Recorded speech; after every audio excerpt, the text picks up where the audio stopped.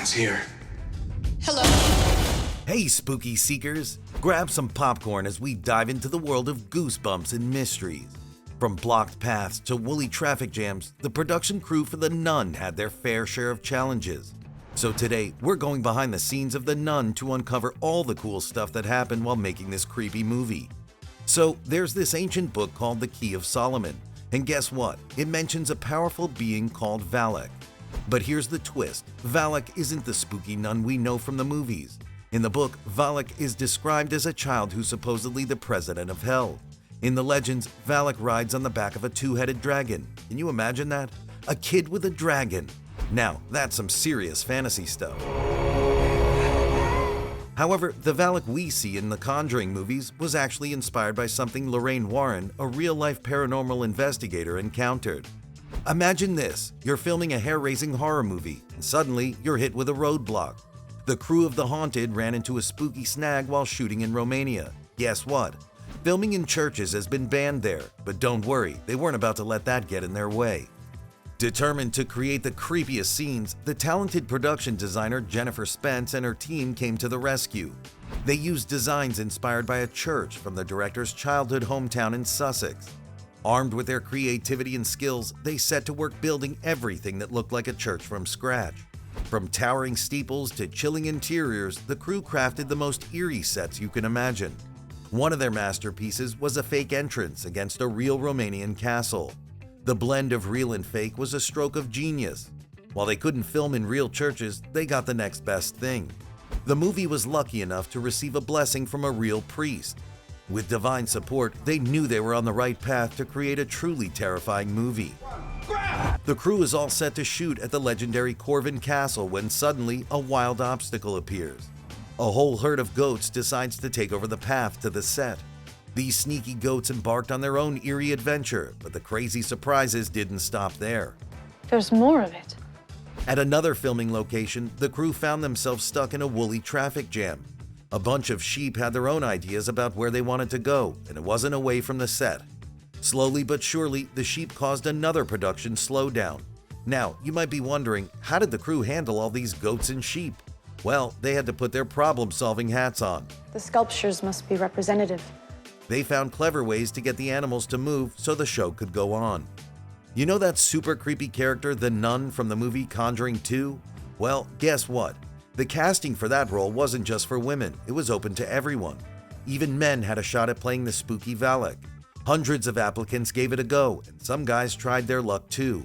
But guess who ended up with the part? Bonnie Aarons. She's actually played scary roles before, like a spooky bum in a film called Mulholland Drive. It goes to show you never know what might happen in the magical world of movie casting. Did you know that the spooky movie had a special set with 4 creepy tombs? At first, the amazing team at the production built a church. But not just any church, it is the massive Abbey of St. Carta. So they created this eerie place at Castle Film Studios. But wait, it gets even creepier. Each tomb held death masks of real people who worked on the movie. Yes, you heard it right. The masks weren't taken from random extras. They were made from the faces of the talented people behind the scenes.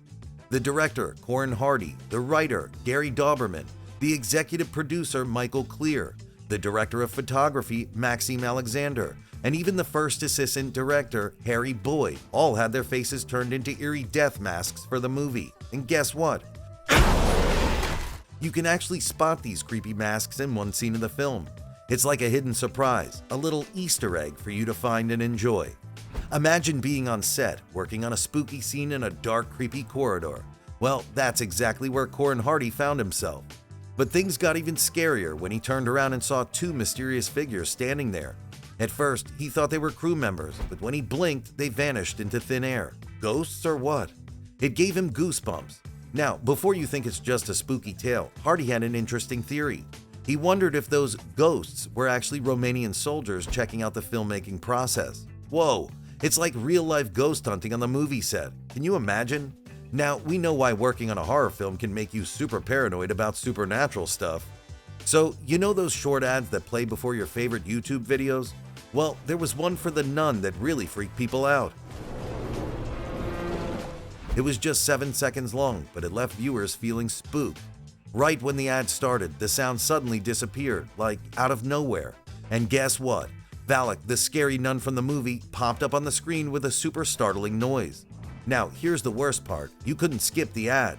Imagine being stuck watching it with no way to escape. It was so shocking that YouTube had to take action. They removed the ad because it violated their shocking content policy. They didn't want people to get scared out of their wits without warning. One dark night at Castle Corvin in Honduras, our very own Bonnie Aarons, dressed as the demon nun, was resting in her tent. Suddenly, out of the shadows, a bat swoops in. Talk about a close encounter with the nun herself. That little bat must have been spooked. But there's really nothing to fear because our brave visual effects artist comes to the rescue. They scoop up the dazed bat and set it free outside the tent. Phew, what a relief. The genius behind the nun's terrifying look is none other than Eleanor Sabaduquia.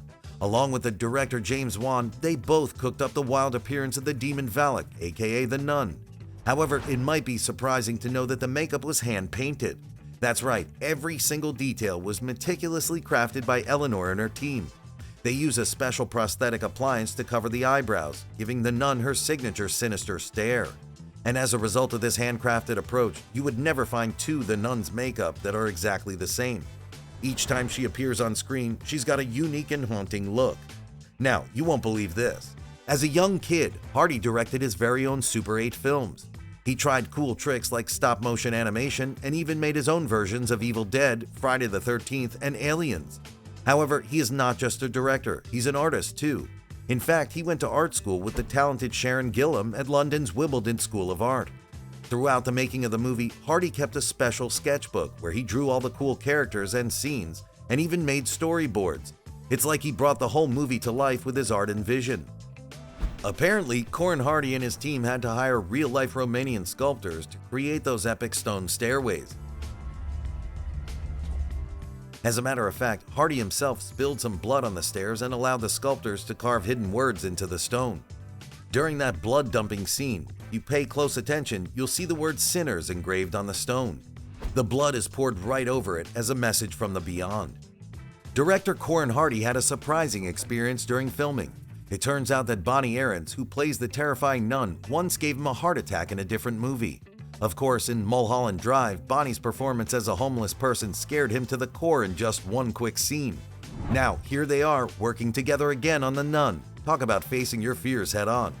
To our biggest surprise, Corin Hardy, the director, thinks Father Burke, played by Damian Bashir, is like the Dirty Harry of exorcists. How cool is that? In one scene, there's this crazy stunt where Father Burke falls backward into an open grave. And guess what? Damian Bashir was all set to do the stunt himself. Can you imagine the risk? In the long run, director Corin saved the day, making sure Damian stayed safe and sound. After the last day of filming, the director Corin Hardy sang a special song called The Convent Blues to say thank you to Damian Bashir and Taissa Farmiga, the awesome actors in the movie. This song was all about the nun and how it was made. It mentioned all the hardworking people who were part of the cast and crew. So you can imagine singing a song that's like a love letter to your movie team. And get this, Hardy didn't just wake up with the song in his head, he actually composed it on his way to the studio that day. Now that's some serious talent. And that sums up the events that happened behind the scenes. So which of these facts caught you by surprise? We'd love to know your thoughts in the comments section. Also, if you enjoyed this behind-the-scenes adventure, smash that like button and subscribe for more thrilling stories. Until next time, keep exploring the secrets of the unknown.